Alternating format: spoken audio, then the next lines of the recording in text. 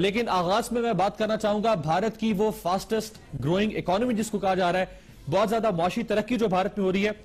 शायद वो वजह तो नहीं कि अमेरिकी सदर ने भारत में दौरा करने को तरजीह दी और जिस तरह से भारत 2013 में सबसे बड़ा असला फरोख्त करने वाला मुल्क बन गया था अमेरिका भारत के अंदर, हत्ता के इसराइल, फ्रांस और रूस से भी ज्यादा।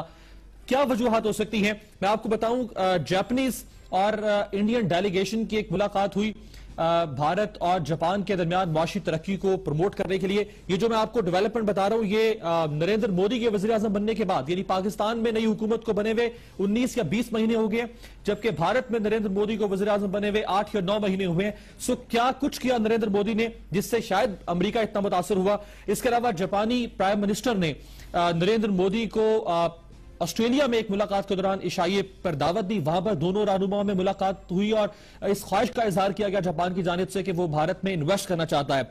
बान की मॉन ने एक कामयाब दौरा किया था इंडिया का, जिसकी तस्वीर आप देख सकते हैं। बान की मॉन बाकायदा तौर पर वहां पे योगा की क्लासेस दे रहे हैं। इसके अलावा भूटान के प्राइम मिनिस्टर ने नरेंद्र मोदी के वज़ीर आज़म बनने के बाद वहां पे दौरा किया और इक्तिसादी मामलात के ऊपर पेशरफ्त हुई। इसके अलावा ईरानियन डेलीगेशन ने भारत का दौरा किया और नरेंद्र मोदी ने, यानी भारत ने चाबहार पोर्ट जो है ईरान की, उस पर तरक्याती काम शुरू करने में दिलचस्पी का इजहार किया।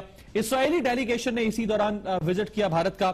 इसके अलावा सिंगापुर का एक वफ्द जो है वो नरेंद्र मोदी से मिला और सिंगापुर ने भारत के अर्बन डेवलपमेंट में कंट्रीब्यूट करने के लिए ख्वाहिश का इजहार किया। Deputy prime minister of Poland, उन्होंने भारत का दौरा किया।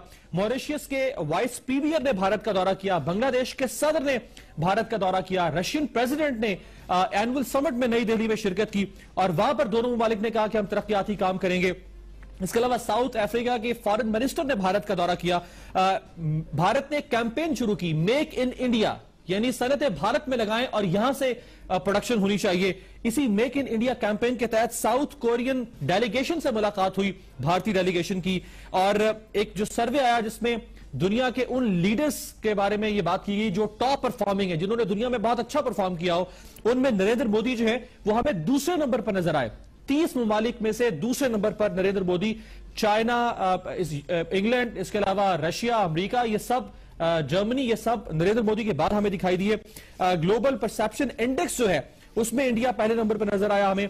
4th इंडियन अरब पार्टनरशिप कॉन्फ्रेंस हुई, यानी अरब ममालिक जो है वो भी भारत के साथ इक्तिसादी मामलात में दिलचस्पी ले रहे हैं। इंडिया ने नेपाल को एक गिफ्ट किया, एडवांस लाइट हेलीकॉप्टर मार्क 3 जो शायद मॉडल है। इसके अलावा नरेंद्र मोदी ने ऑस्ट्रेलिया का विजिट किया, यह भी बड़ा कामयाब विजिट तस्वुर किया गया नरेंद्र मोदी का और यह पहले सरबराह मुमलिकत है इंडिया के जिन्होंने ऑस्ट्रेलियन पार्लियामेंट में जाकर खिताब किया। G20 का भी भारत रुकन है, ब्रिक्स फैमिली का मेंबर है भारत। और एंजेला मर्केल जो है जर्मन चांसलर, उन्होंने 2 बार इस ख्वाहिश का इजहार किया कि नरेंद्र मोदी जर्मनी का दौरा करें।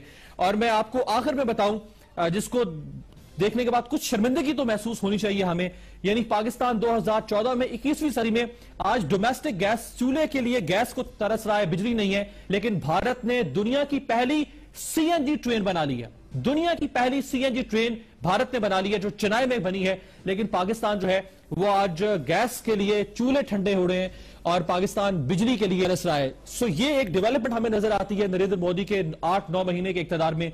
क्या इसने मुतासिर किया अमरीकी सदर को? कुछ और वजूहात हो सकती है, इस पर हम बात कर